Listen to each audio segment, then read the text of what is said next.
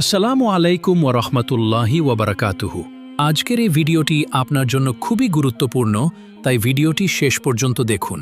প্রিয় ভাই ও বোনেরা, আমরা অনেকেই একটা গুরুত্বপূর্ণ বিষয় না জেনেই অবহেলা করি, অথচ এটা আমাদের আমলের উপর বড় প্রভাব ফেলে। মোহাম্মদ হোসেন টিভি চ্যানেলে আপনাকে স্বাগতম। চলুন শুরু করি। রাসূলুল্লাহ সাল্লাল্লাহু আলাইহি ওয়াসাল্লামের ভবিষ্যদ্বাণীতে ইরান বা পারস্য নিয়ে এমন কিছু তথ্য রয়েছে যা ইতিহাসের মোড় ঘুরিয়ে দিয়েছিল। পারস্যের তৎকালীন সম্রাট খসরু পারভেজ যখন নবীজির পাঠানো ইসলামের দাওয়াত সংবলিত পত্রটি ছিঁড়ে ফেলেছিলেন, তখন নবীজি সাল্লাল্লাহু আলাইহি ওয়াসাল্লাম বলেছিলেন, সে যেভাবে আমার পত্রটিকে ছিঁড়ে ফেলেছে, আল্লাহ তার সাম্রাজ্যকে ঠিক সেভাবে টুকরো টুকরো করে দেবেন। সহিহ বুখারীর ৪,৪২৪ নম্বর হাদিসে এই ঘটনার বর্ণনা রয়েছে। ইতিহাসের পাতায় দেখা যায়, এর কিছুকাল পরেই সম্রাট খসরু তার নিজ সন্তানের হাতে নিহত হন এবং কয়েক বছরের মধ্যে প্রবল প্রতাপশালী পারস্য সাম্রাজ্যের পতন ঘটে।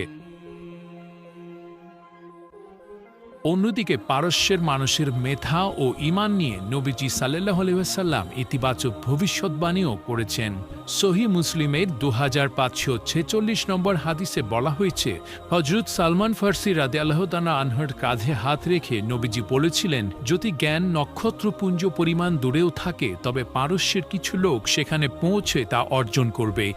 এই ভবিষ্যদ্বাণীর সত্যতা মেলে ইতিহাসের সোনালী যুগে, যখন ইমাম বুখারী, ইমাম মুসলিম ও ইমাম আবু হানিফার মতো বিশ্ববরেণ্য পারস্য বংশোদ্ভূত মনীষীরা ইসলামের জ্ঞানভাণ্ডারকে সমৃদ্ধ করেন।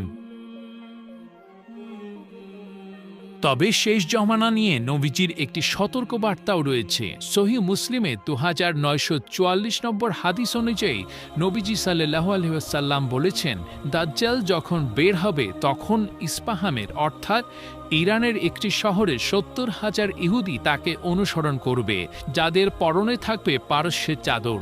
আর নবীজির এই হাদিসগুলোই আজ বিশ্ব রাজনীতির প্রেক্ষাপটে চিন্তার খোরাক হয়ে দাঁড়িয়েছে। অনেকের মনেই প্রশ্ন জাগছে, নবীজির ভবিষ্যদ্বাণী কি তাহলে সত্য হওয়ার সময় চলে এসেছে? আসসালামু আলাইকুম রহমতুল্লাহ বরকাতু। এটা একটি ইসলামিক চ্যানেল। এখানে নিত্য নতুন ভিডিও পাবেন।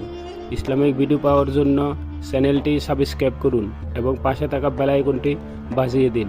ধন্যবাদ আপনাকে উৎসাহিত করার জন্য।